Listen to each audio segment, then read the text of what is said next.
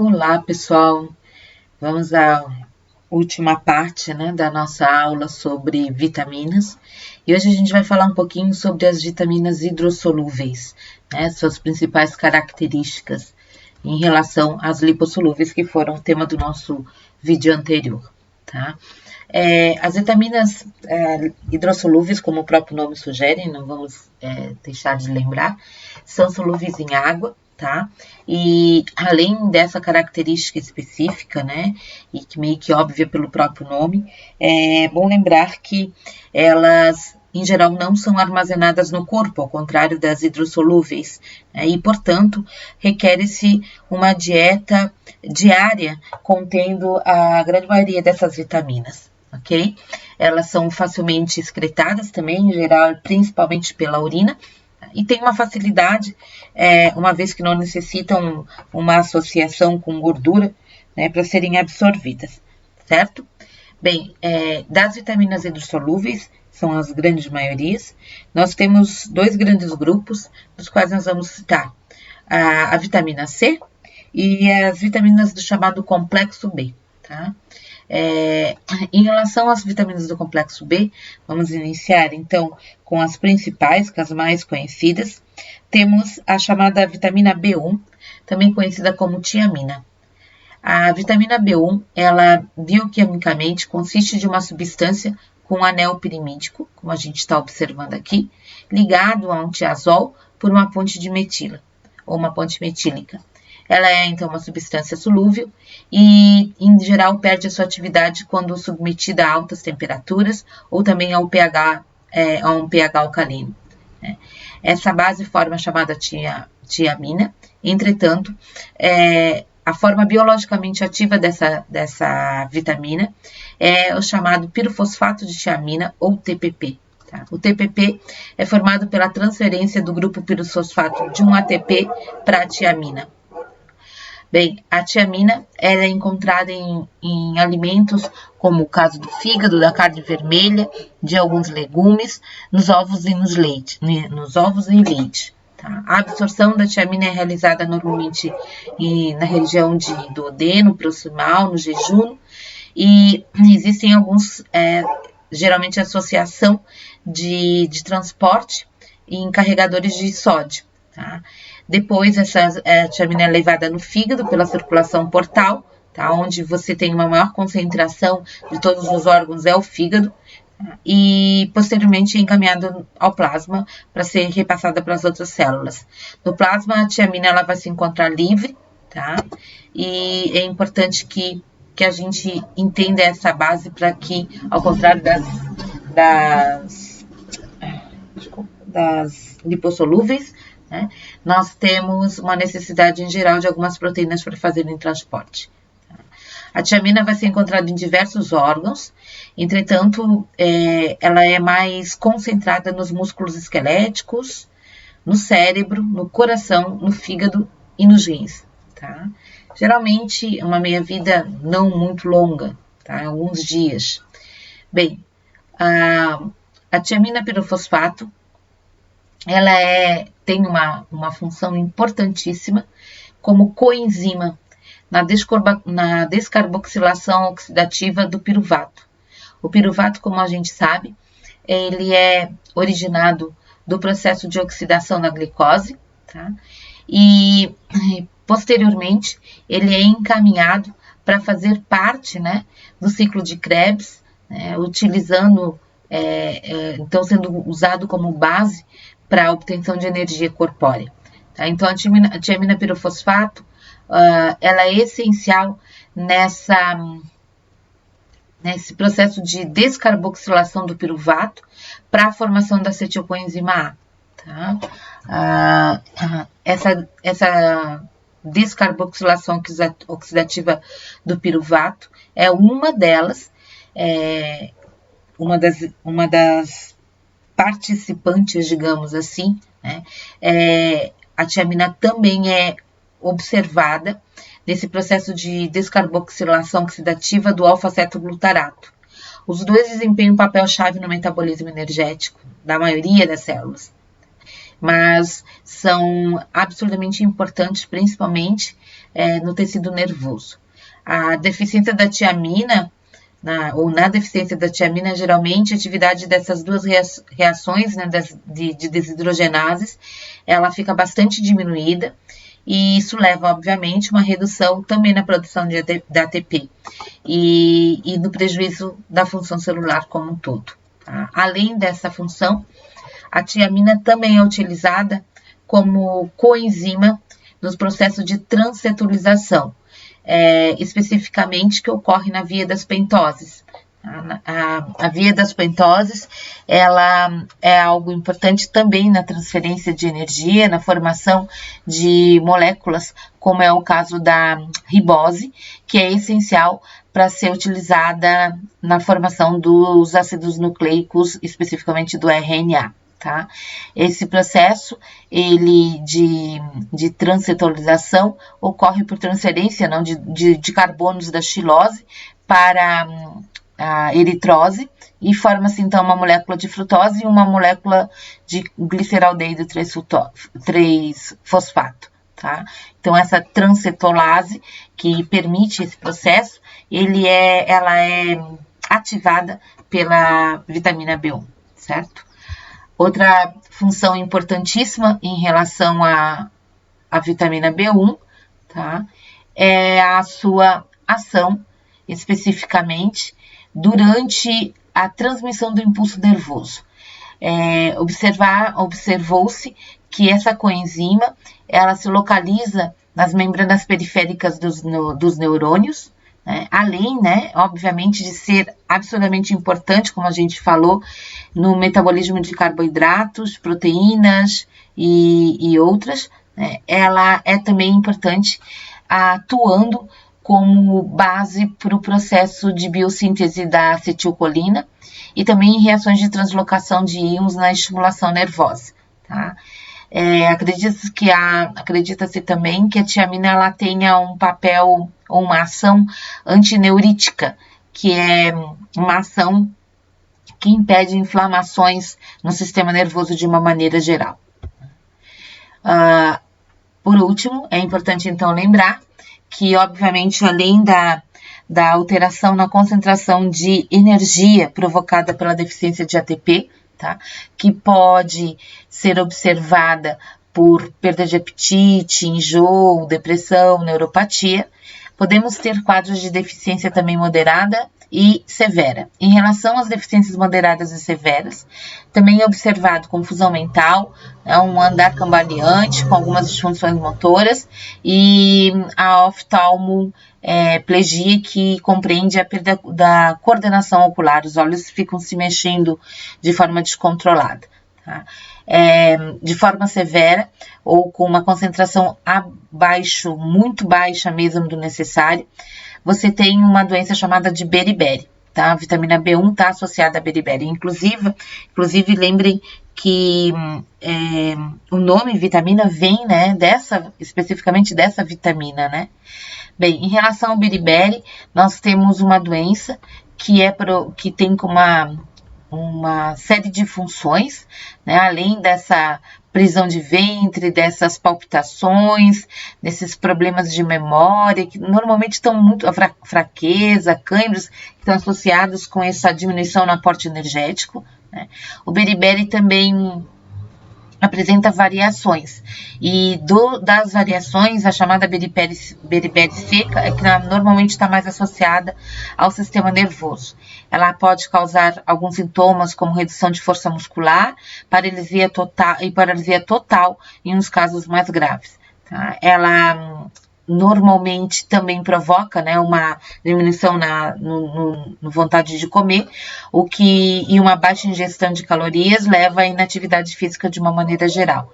Os problemas que envolvem o sistema nervoso costumam ser mais severos, causando alguns sintomas desagradáveis, como é o caso da perda de memória, da confusão mental, e às vezes até a perda de algumas funções motoras.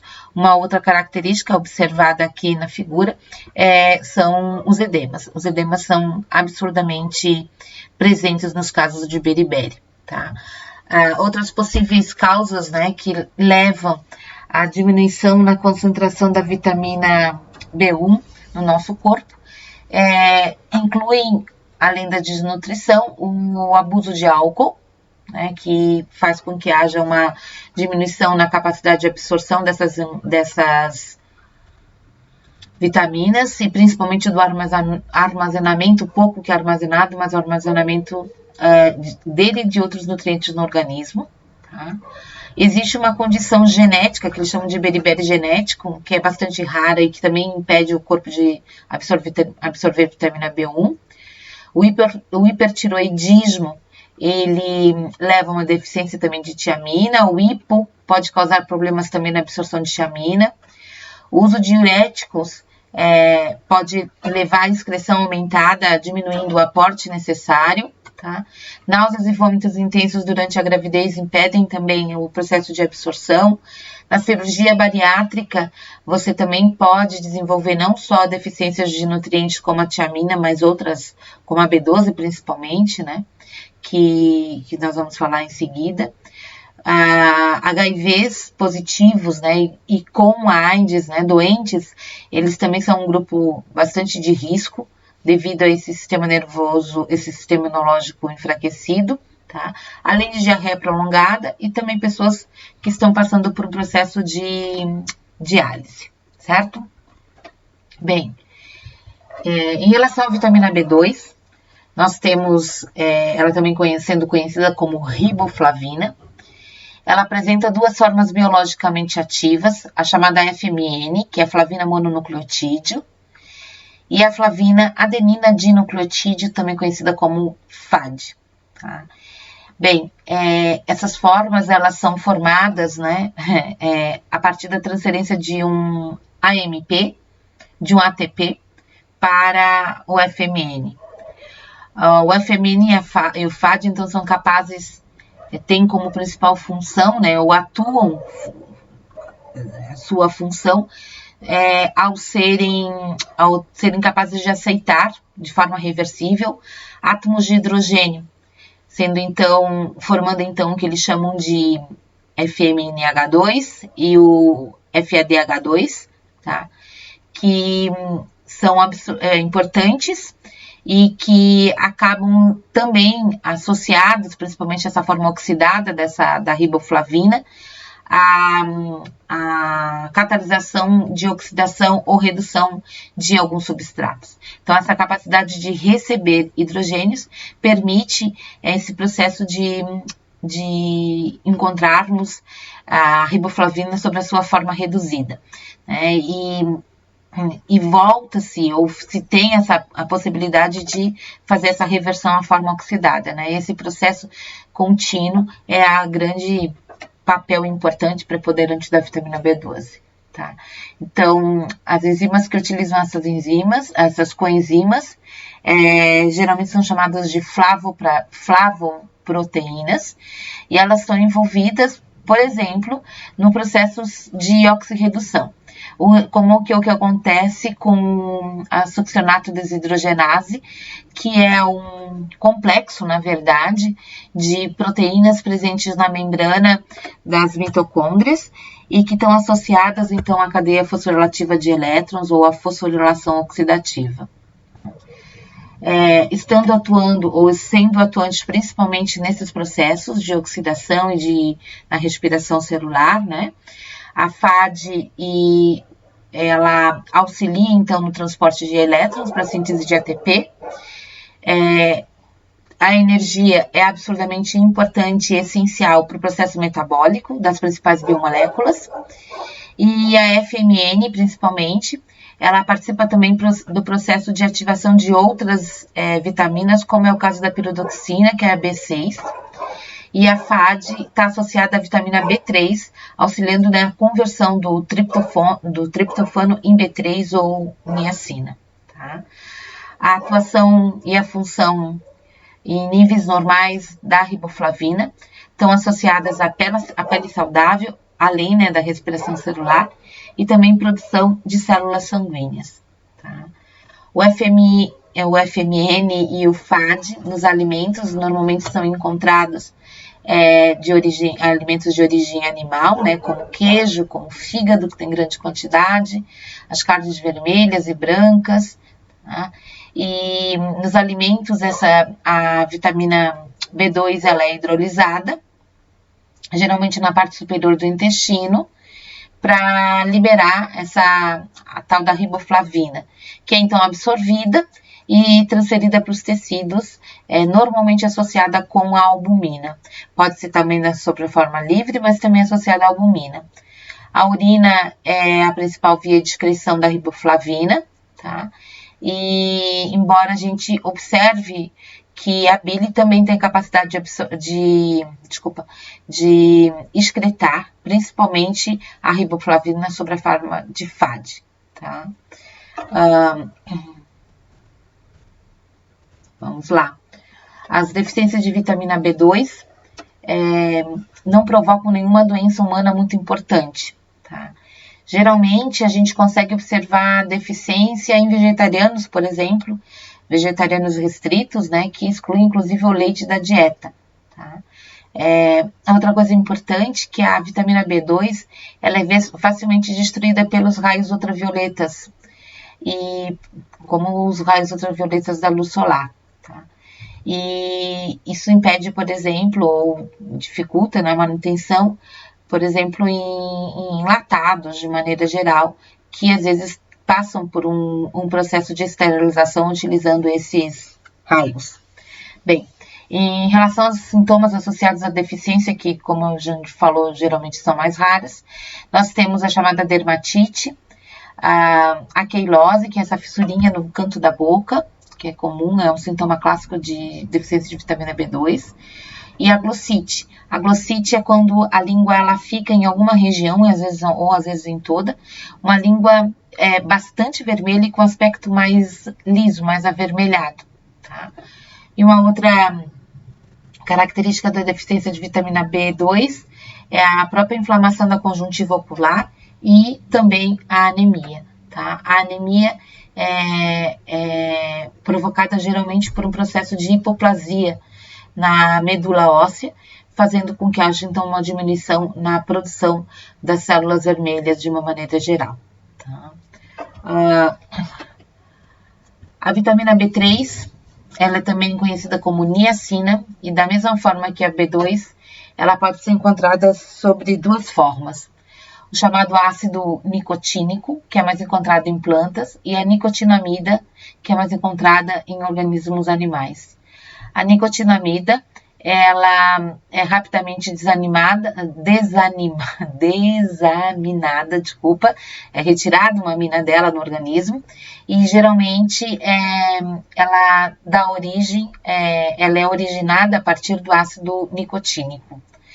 Essa vitamina engloba, então, essas duas substâncias, a nicotinamida e o ácido nicotínico, no caso dos animais, tá? E elas são solúveis em água, tá? E moderadamente, baseado no que a gente vê até agora, resistentes ao calor. Tá? Bem, a B3 ou niacina, ela pode ser sintetizada no organismo a partir de um aminoácido que a gente chama de triptofano, tá? Essa capacidade de síntese dessa vitamina através do aminoácido triptofano faz com que se repense, na verdade, o sentido exato da palavra ou da colocação dessa substância como vitamina, tá? Uma vez que, em geral, as vitaminas são compostos essenciais que precisam ser incorporados na dieta por não serem produzidos pelo nosso corpo, tá? Ela pode ser sintetizada pelo organismo a partir do triptofano, mas essa biossíntese, ela necessita de outras vitaminas, como a tiamina, a riboflavina e a piridoxina, tá? E exatamente por causa disso, qualquer deficiência que extrapole, né, ao conjunto de vitaminas, você impede de o corpo produzir. Por isso, ela ainda continua sendo chamada de vitamina, tá? A vitamina B3, ela é encontrada em ovos, em grande quantidade no germe de trigo, nas carnes brancas e vermelhas e no fígado. A absorção ela é realizada de modo facilitado, basicamente em todas as partes do intestino, e ela é praticamente armazenada no organismo, e seus excessos são eliminados por via urinária. O ácido nicotínico, especificamente, ele tem como função principal estar associado como componente de enzimas, ou melhor, de coenzimas, servindo como coenzimas, do chamado NAD. O NAD, como a gente sabe, é uma das vias também de desidrogenação dos compostos derivados da glicose para a formação de ATP, tá? Então, o NAD ele é convertido em ADP, que são parte também dos nucleotídeos pirimidínicos, que vão estar presentes ou vão estar associados à produção também de DNA, tá? Bem, no mínimo 200 diferentes tipos de enzimas são dependentes desse cofator, que é o NAD e o NADP. E elas atuam como aceptores ou doadores de hidrogênio, como vocês queiram, e acabam então sendo relacionados a uma série de etapas, como é a glicólise, a respiração tecidual e a síntese de gorduras de uma maneira geral, tá? Esse esquema demonstra essa visão simplificada aí, né, da função ou da produção do NAD e do NADP, né, nas nossas vias de uma maneira geral, nas nossas vias anabólicas. Bem,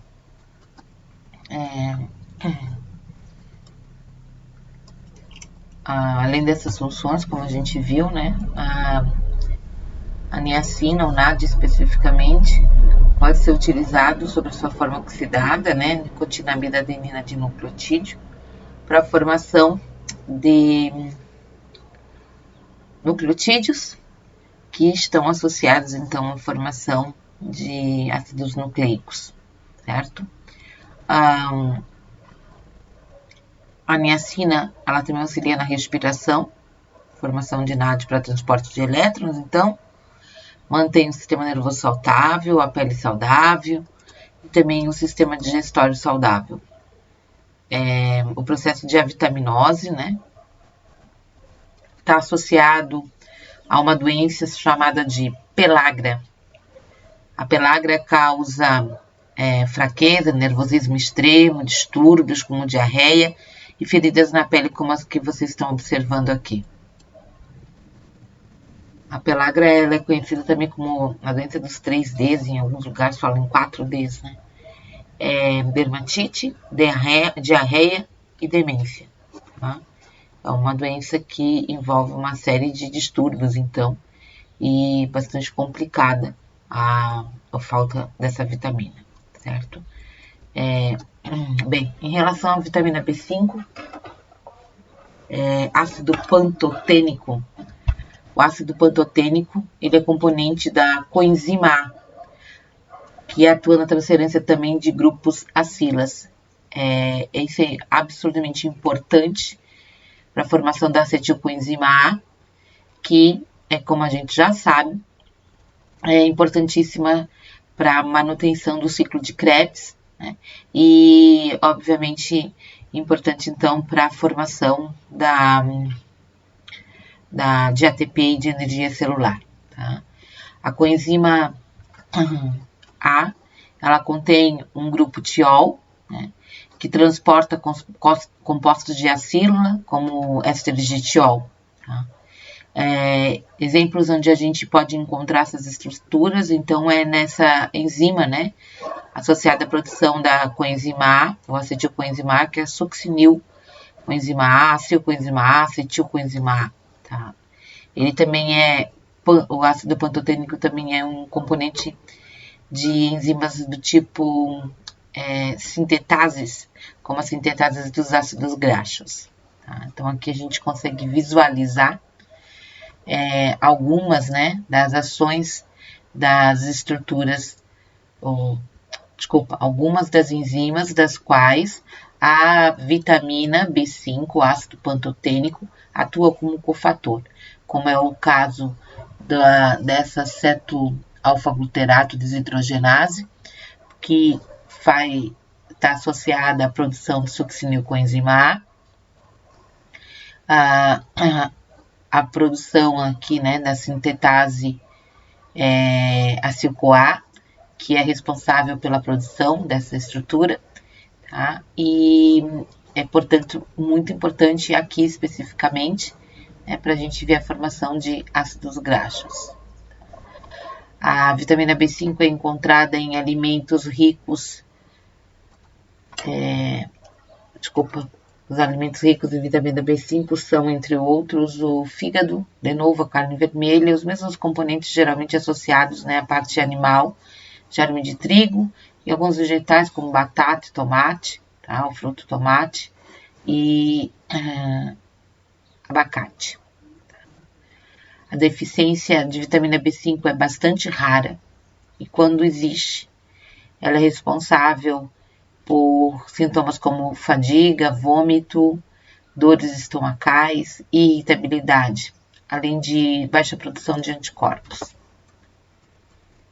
A vitamina B6 é agrupada, na verdade é um agrupamento de moléculas que são chamadas de piridoxina, piridoxal e piridoxamina.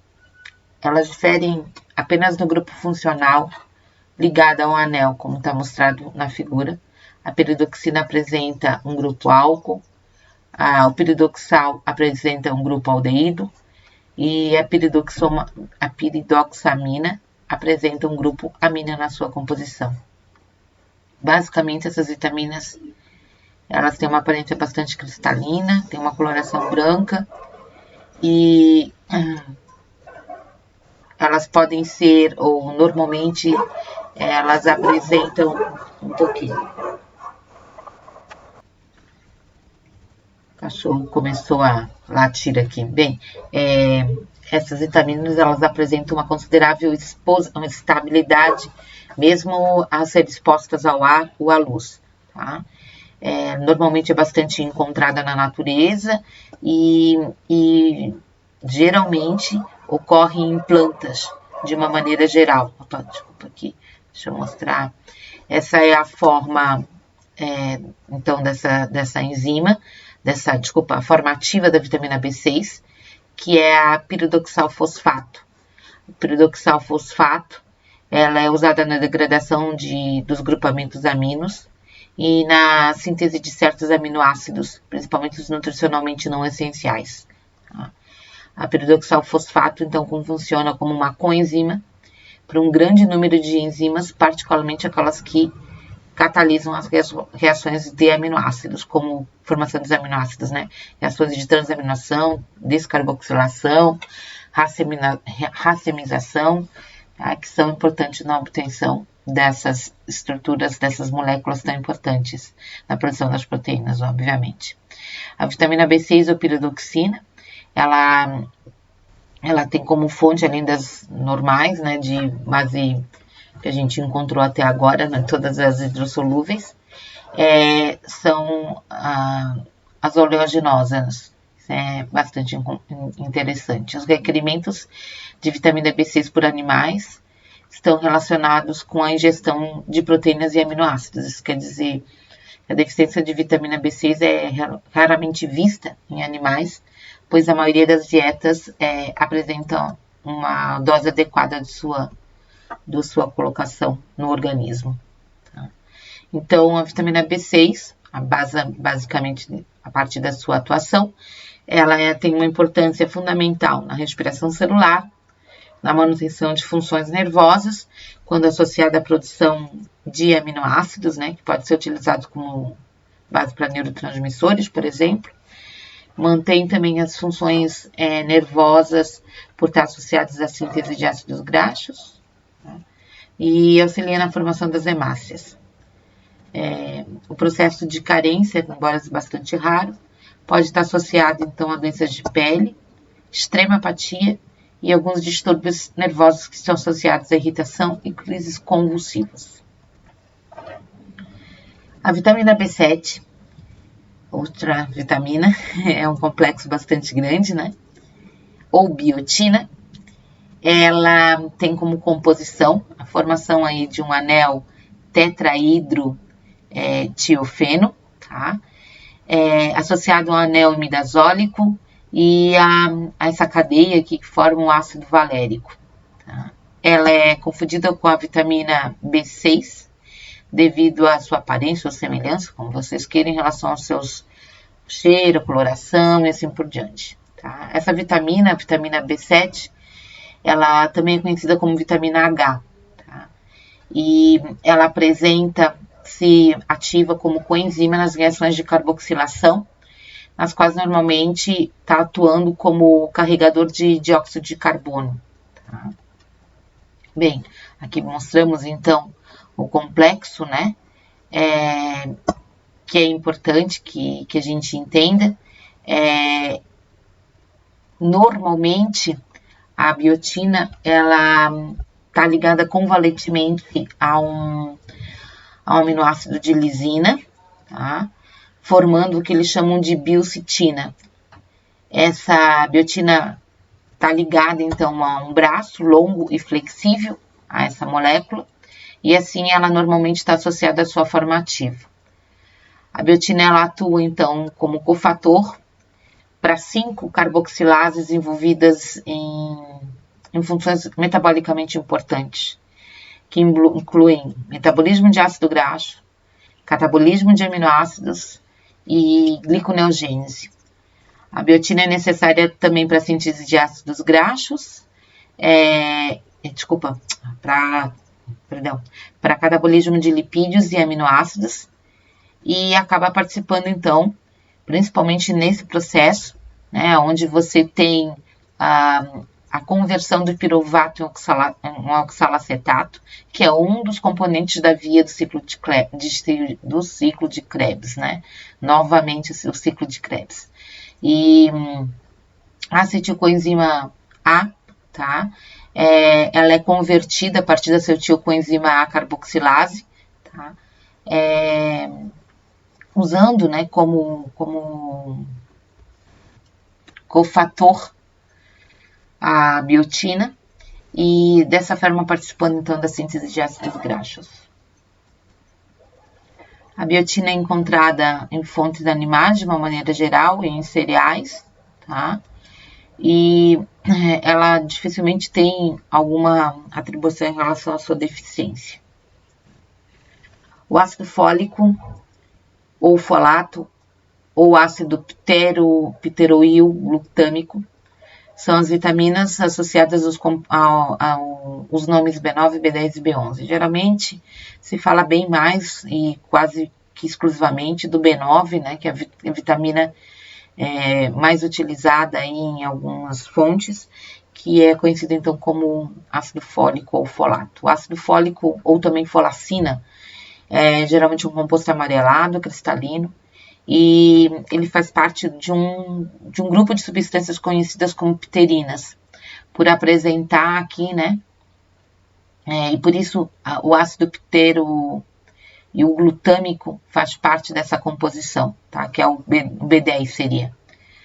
A folacina, ou folato, não é estável ao calor, tá? E entretanto ele é bem estável à luz, de uma maneira geral, tá?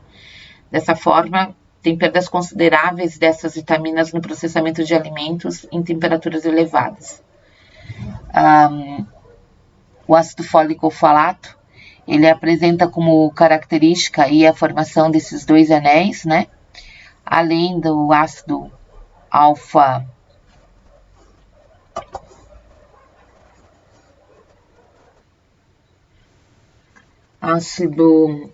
aminobenzoico, tá?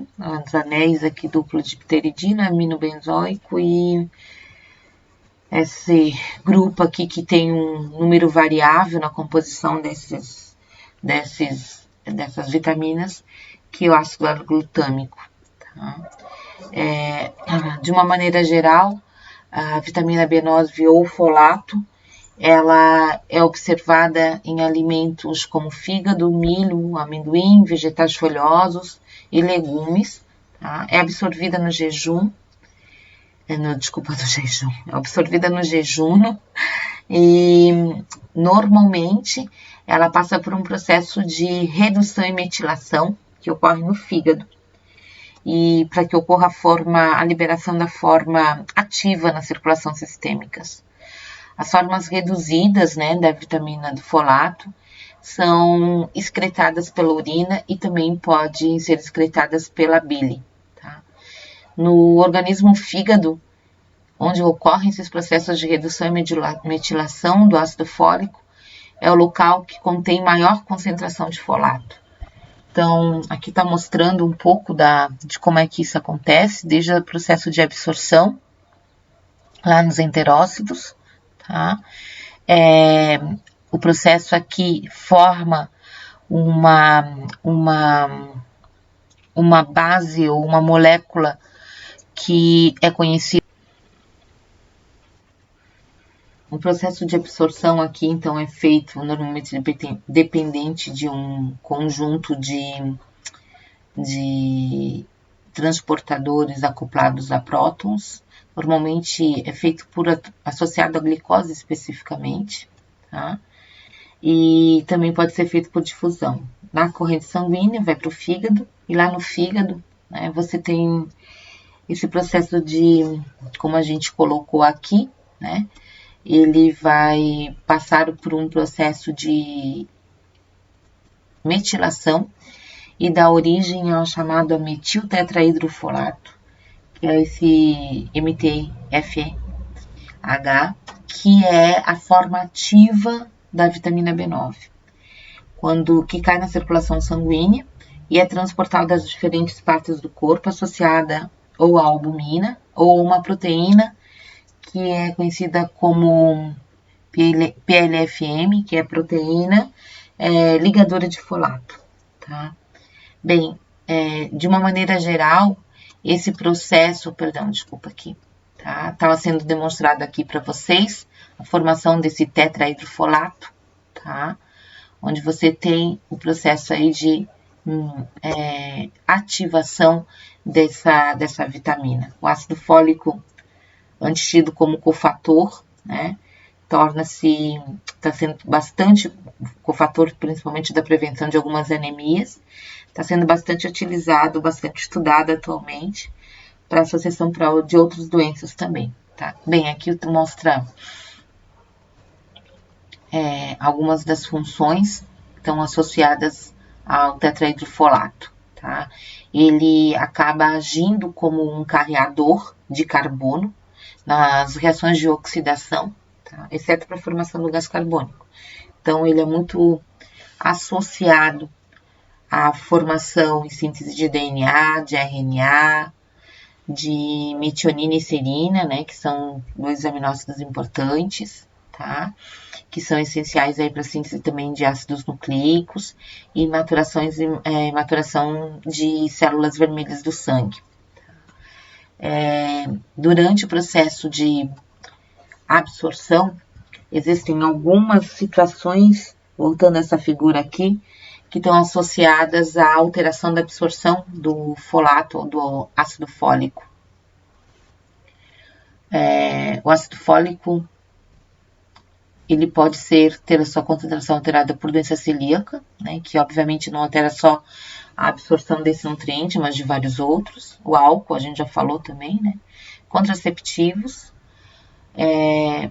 E existe também algumas antibióticos, como antimicrobianos, como as sulfas de uma maneira geral, que são responsáveis não por diminuir a absorção, mas alterar a produção desse tipo de vitamina, que também pode ocorrer de forma natural pelas bactérias do nosso intestino. Então, além de alimentação, nós também podemos ter uma produção, embora, né, não tanta, do ácido fólico pelas bactérias. E o uso de sulfas, de uma maneira geral, podem, então, inibir a síntese dele, tá? Existe um análogo do ácido fólico, que é usado em leucemia aguda em crianças, que também inibe a síntese do ácido tetrahidrofólico, que é essa forma ativa que a gente está falando aqui, tá? Bem, o folato e o ácido fólico, eles são essenciais, então, para manter os níveis ideais de uma série de moléculas. E uma das que está sendo bastante destacada atualmente é a que está mostrando aqui, que é a homocisteína, tá? O folato, ele tem uma relação direta, o B9, com uma outra vitamina que é a B12, tá? E as duas estão associadas à produção da homocisteína, que é um componente que está sendo bastante estudado, o processo de excesso de homocisteína, com demência, com câncer, com outras doenças, como as doenças renais, tá? O folato, então, aqui está mostrando, ele é transformado em tetraidrofolato e por uma enzima específica, tá? Ela é metilada e para que você tenha conversão à sua forma reduzida, nós precisamos de uma enzima que usa como cofator a B12, tá? Essa é a mesma enzima que converte a homocisteína em metionina, que é um aminoácido que a gente sabe que é importantíssimo para uma série de funções, tá? A B6 também, ela são três vitaminas associadas, né? A B9, a B12 e a B6. A B6 está associada à produção da própria homocisteína, tá? E a homocisteína, a ser convertida para metionina, precisa da vitamina B12, e durante esse processo de conversão, essa mesma enzima está associada, então, a esse retorno, né, da metiltetraidrofolato à sua forma reduzida, que é o tetraidrofolato, tá? Aqui mostra um pouquinho esse processo acontecendo, tá? Especificamente na homocisteína e na retenção do folato. A deficiência, então, dessa vitamina, que é a vitamina B12, resulta na redução dessa atividade, dessa metionina sintetase, que vai provocar o acúmulo de homocisteína e a retenção de folato sob a forma de metiltetraidrofolato, tá? E impedindo que tenha uma ação, obviamente, né? Bem, então, das ações associadas à vitamina B9, o ácido fólico, aumento na produção de hemácias, aumento na síntese de DNA, que é uma das funções mais associadas, mais comentadas, e auxilia na digestão e na utilização das proteínas como um todo, tá? As deficiências de vitamina B9 ou as carências são associadas principalmente à anemia megaloplástica, atraso de crescimento, né? Porque principalmente durante a vida intrauterina e a infância, obrigatoriamente é necessário muita duplicação de material genético, né? E o B9 está bastante associado a isso. A B9 também está associada a casos de infertilidade e malformação fetal. Das vitaminas, é uma das mais conhecidas a sua ação e a sua importância fundamental, tanto que há um bom tempo é obrigatória a adição de B9, né, ou na verdade de ácido fólico, nas farinhas de trigo para que diminua essa possibilidade de carência. Na gestação, o B9 tem um papel muito grande. A suplementação com o ácido fólico é importante que inicie em média 3 meses antes de você ter a gestação. Estima-se que em torno de quase 42% de gestantes no todo mundo sejam anêmicas, tá? Essa anemia geralmente é provocada, entre outros, pela redução do ácido fólico. E pelo menos metade desses casos também é resultante de deficiência de ferro. Tá? Então, por isso, a Organização Mundial da Saúde, para que mantenha-se um nível adequado de segurança na suplementação de ferro e ácido fólico em gestante, ele tem uma medida de saúde pública mesmo, para estimular a suplementação desses dois componentes durante a gestação, iniciando, principalmente, se puder, antes dos primeiros meses de gestação. Mas caso a mulher não esteja planejando essa gestação, né, é importante que ocorra, se ela já encontra-se gestante, durante os primeiros meses de forma obrigatória. Em torno de 400 microgramas, 0,4 miligramas por dia, é o normalmente utilizado para suplementação. Tá? É interessante que seja-se observado, né, os índices de concentração da B9 ao longo de toda a gestação. Se colocar o tempo inteiro, é interessante que permaneça, não tem problema nenhum, tá? A deficiência de folato, principalmente nos primeiros 3 meses, está associada nos bebês à formação de uma malformação chamada espinha bífida.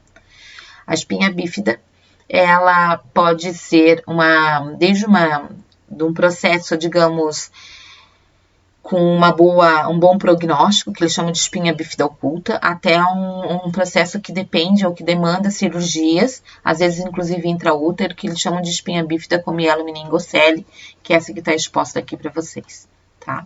Então, além da espinha bífida, que é uma malformação associada então ao uso do folato, demonstrando a importância do folato durante a gestação, né? Nós também não esqueçamos que a deficiência de folato está associada a essa anemia megaloblástica, né?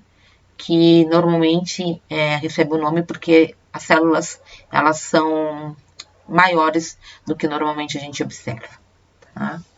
Bem, o B9, como eu falei anteriormente, ele está bastante associado a uma outra vitamina do complexo B, que é a chamada cobalamina, que também conhecida como B12, tá? Ela é, sem dúvida nenhuma, a mais complexa das vitaminas. Ela é composta de um anel tetrapirol, de 4 anéis aqui, né? Pirróis, como vocês queiram, tá?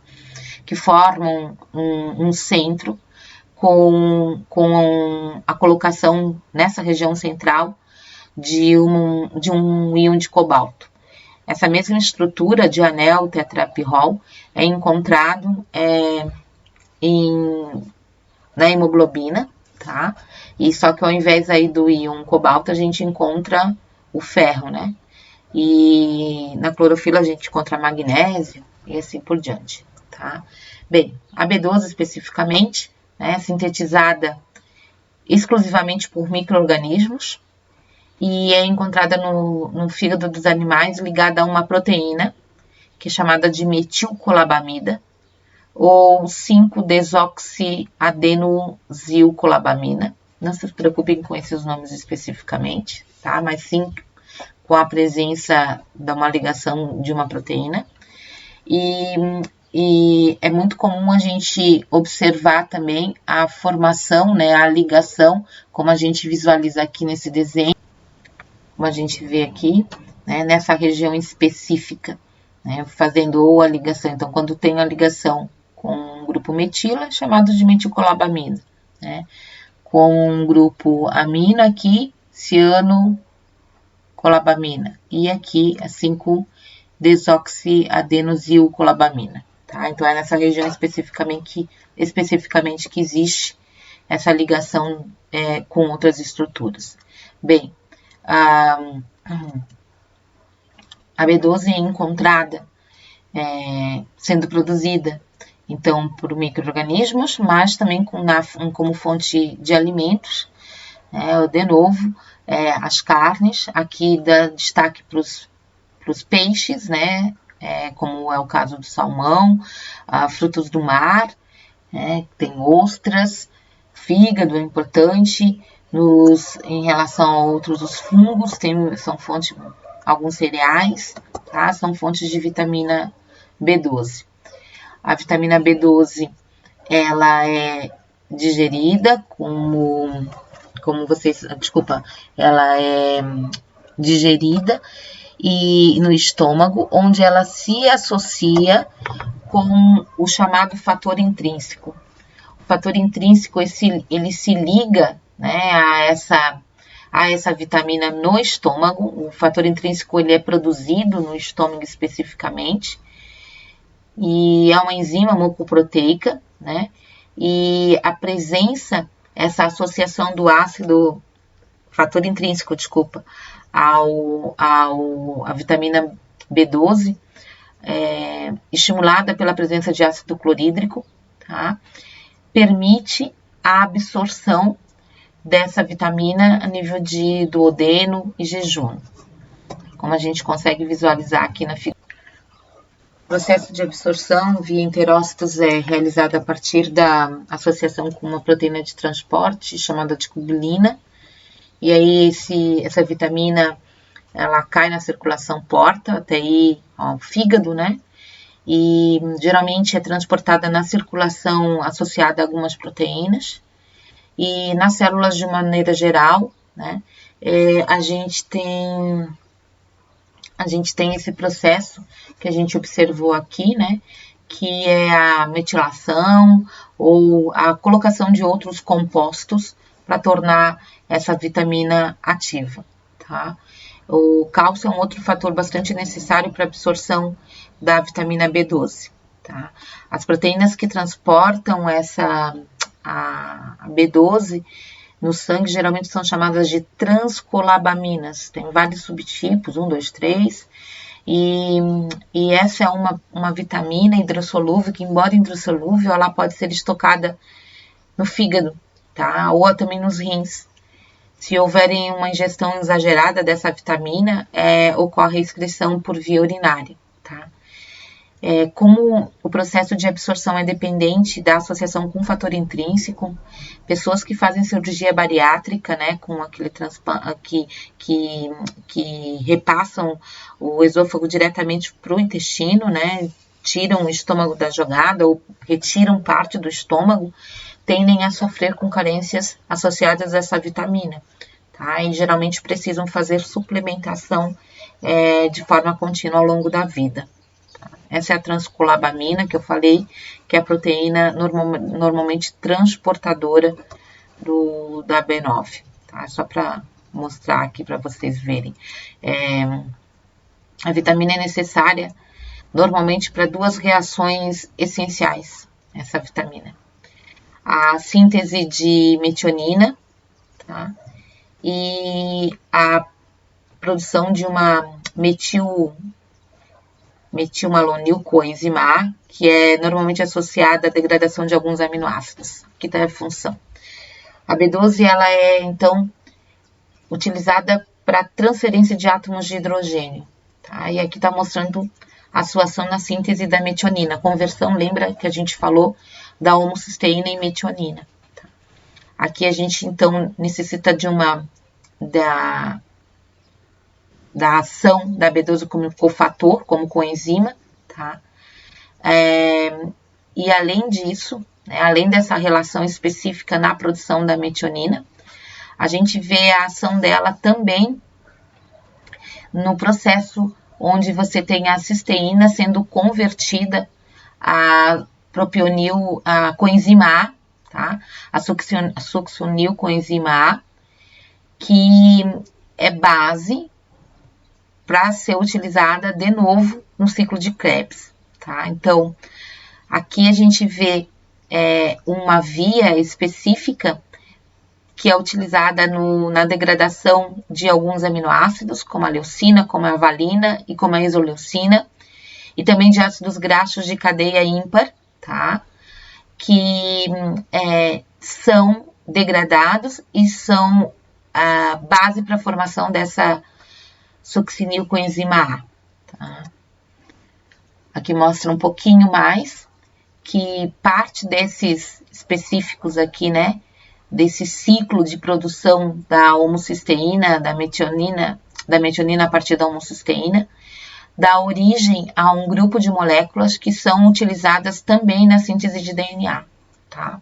Então, a B12 está envolvida na produção da metionina, na produção dessa coenzima A, succinil coenzima A partir desse metilmalonato, que é extraído do metabolismo da cisteína, e ela também tem função na síntese de DNA.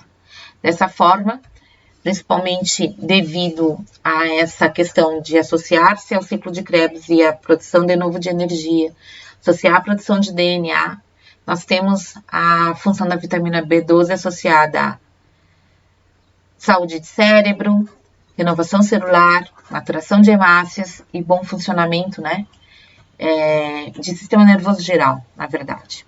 Tá? A deficiência de vitamina B12, ela está associada às anemias, né, porque ela é utilizada para a produção de hemácias, né. Anemia megaloblástica, mas principalmente um outro tipo de anemia megaloblástica, mas tem a ver com o B9, que é a anemia perniciosa, tá? Cerca de 60% dos casos de deficiência B12 eles vão resultar nessa má absorção da cobalamina, tá? A partir da dieta. Em torno de uns 20% também são decorrentes, então levam da anemia perniciosa. E os demais estão associados à incapacidade, né, a doenças hereditárias no metabolismo de cobalamina, desculpa. A deficiência de cobalamina leva hipoteticamente a deficiências nas formas do tetraidrofolato. Lembra que a gente viu porque ele impede esse processo de redução tão importante, tá? E o tetraidrofolato é necessário para síntese de purina, de timina, né, que são bases nitrogenadas associadas aos nucleotídeos, resultando normalmente associados à anemia megaloblástica, tá? E a outra questão é que a ausência impede a conversão da homocisteína em metionina. E o excesso de homocisteína, como está demonstrado aqui, né, para vocês, principalmente ela leva a um processo de autooxidação, tá? Vai fazer a formação de várias espécies de oxigênio altamente reativas que estão associadas à peroxidação lipídica, lesão de matriz celular, proliferação de células de musculatura lisa que estão associadas aqui à arteriogênese, tá? Também pode ter lesão de vascularização, de vasos sanguíneos, tá? E também está associado ao que a gente chama de trombogênese. Então, essa relação da B12 com problemas de cardíacos ou também a presença aqui especificamente de trombos, né, que podem ser associados a infartos e AVCs e assim por diante. Então, vitamina B12, ela é bastante interessante. E aqui a homocisteína também, o excesso dela, como não tem conversão de tetraidrofolato, está associada também à infertilidade, tá? Então, pessoas que querem engravidar, além de manter um bom nível de folato, tem que manter também um bom nível de B12 circulante. Vitamina D também. Vitamina C é a última vitamina que a gente vai falar, né? A vitamina B12 era a última do complexo B. E a vitamina C é também conhecida como ácido ascórbico. Ácido ascórbico, tá? Ela é termolábil, tá? E também facilmente oxidada quando mantida em contato direto com o oxigênio. O ácido ascórbico geralmente é cristalino, meio branco, facilmente oxidado pelo calor. E geralmente essa é a forma básica, né? A principal função que está associada à vitamina C é a sua função como agente redutor, né? Então, o ácido ascórbico, ele tem a capacidade de ceder e de receber elétrons e, assim, inativar radicais livres, o que lhe confere um papel essencial como antioxidante, tá? Os seres humanos e alguns outros primatas, bem como algumas cobaias aí, são os únicos mamíferos que são incapazes de sintetizar ácido ascórbico. Nossa fonte de ácido ascórbico é exclusivamente a dieta, tá? Alguns animais, então, conseguem produzir ácido ascórbico a partir da glicose, tá? Existe uma enzima que eles chamam de gulonolactona oxidase, agora faltou o nome, acho que é isso, que é normalmente associada a esse processo. E nós temos essa deficiência dessa enzima, tá? Que impede, então, a síntese do ácido ascórbico, tá? As nossas fontes naturais de vitamina C, então, são as frutas cítricas, tá? Além das frutas, né? Kiwi, a laranja, nós temos aqui maçã, nós temos também caju, é riquíssimo em vitamina C, pimentão também é bastante rico em vitamina C, tá? Essa vitamina C é absorvida no intestino delgado, geralmente, provavelmente por difusão, transportada pelo sangue e é armazenada no fígado e no baço, tá? Lá existe digamos, um controle de liberação dessa vitamina para os tecidos de maneira geral. A vitamina C, além da sua função oxidante, também age como coenzima em reações de hidroxilação, como a que ocorre para a produção da molécula ou da proteína mais presente no nosso corpo, que é o colágeno.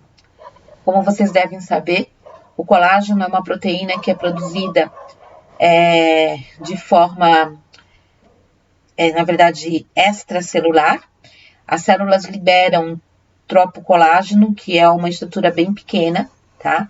Que vai se associar na parte externa, na matriz, a partir de resíduos, né, da hidroxilação de resíduos de ciprolil e lisil, do colágeno, para a formação de feixes de colágenos, de fibras de colágeno, tá?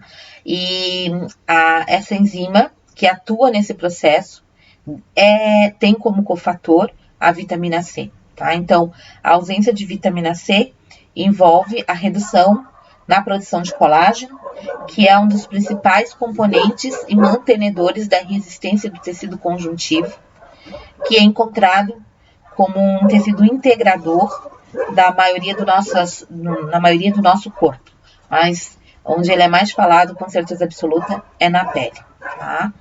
A vitamina C, ela também está associada à facilitação da absorção de moléculas de ferro na dieta, lá no intestino, tá? Então, como o ferro é necessário para a produção das hemácias, a vitamina C é necessária para a manutenção normal na concentração de hemoglobina.